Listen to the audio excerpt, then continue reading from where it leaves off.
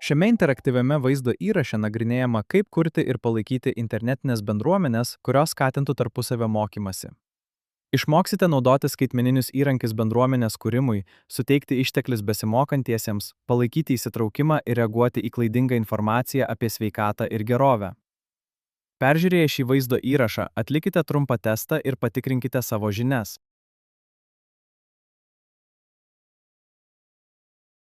Tradicinis sveikatos švietimas dažnai nesugeba atliepti jaunų vyrų poreikių ir išlaikyti dėmesio, nes jame gali būti neatsižvelgiama į jų gyvenimišką patirtį, pageidaujamus bendravimo stilius ar neformalias erdves, kuriuose jie jaustųsi patogiausiai bendraudami.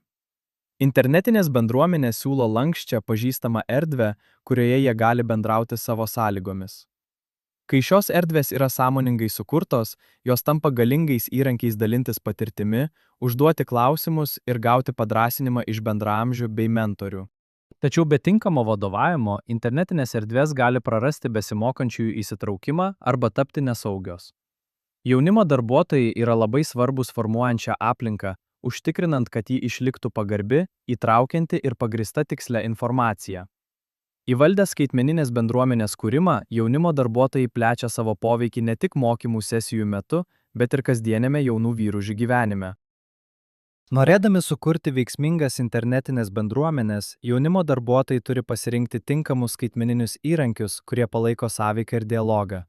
Tokios platformos kaip Discord, WhatsApp ir privačios Facebook grupės siūlo lanksčius grupių įsitraukimo formatus. O tokios programėlės kaip Padlet ir Miro leidžia bendradarbiauti skelbiant įrašus ir atliekant refleksiją vizualiai.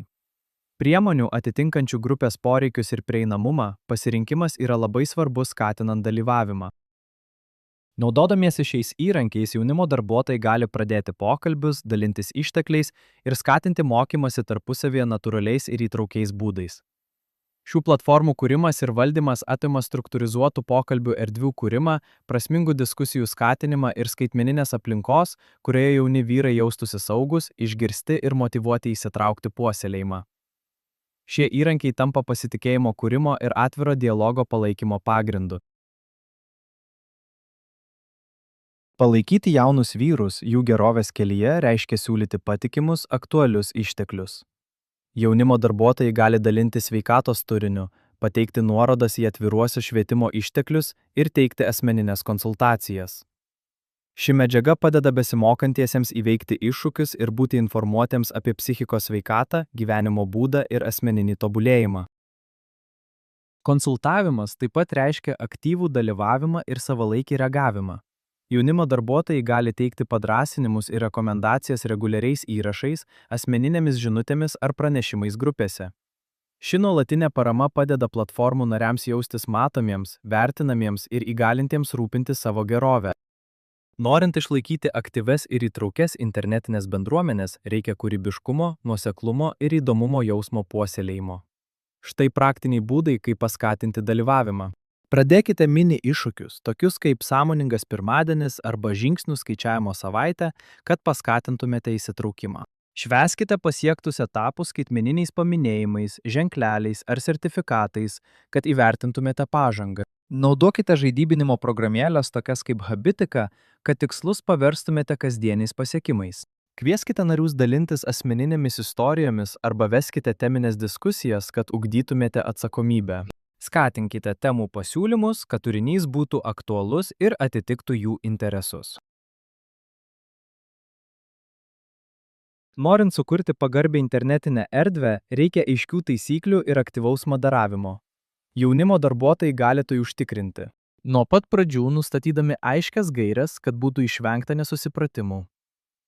Ramiai spręsdami konfliktus asmeniniais pranešimais arba priminimais grupėms. Nukreipdami žalingą elgesį, pabrėždami grupės vertybės. Stebėdami emocinius ženklus ir bendraudami su pažeidžiamais nariais. Atkreipdami dėmesį į teigiamą indėlį ir demonstruodami pagarbų dialogą. Sveikatos dezinformacija gali greitai plisti internetinėse forumuose, pakenkdama pasitikėjimui ir saugumui. Jaunimo darbuotojai atlieka pagrindinį vaidmenį užtikrinant internetinių bendruomenių informuotumą ir patikimumą. Naudokite šias strategijas, kad padėtumėte jauniems vyrams tapti informuotais ir atsakingais skaitmeniniais piliečiais.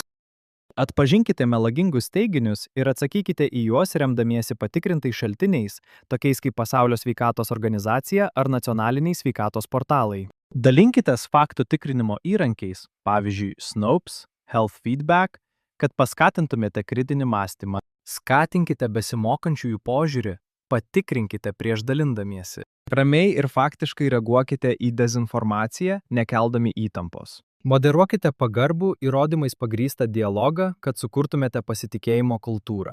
Dabar kviečiame atlikti testą, kuriame galėsite pasitikrinti savo įgytas žinias, atsakydami į 3 klausimus. Pažymėkite teisingą atsakymą. Nepaisant to, ar pasirinkote teisingai ar neteisingai, jums bus pateiktas atsakymo paaiškinimas. Pradėkime.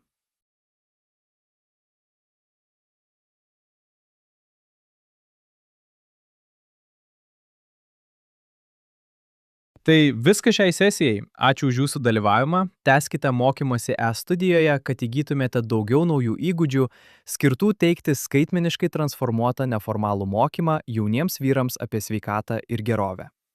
Sėkmingai baigę mokymo kursą įgysite skaitmeninį ženklelį jaunimo darbuotojas, inovatyvus jaunų vyrų sveikatos ir gerovės puoselėtojas.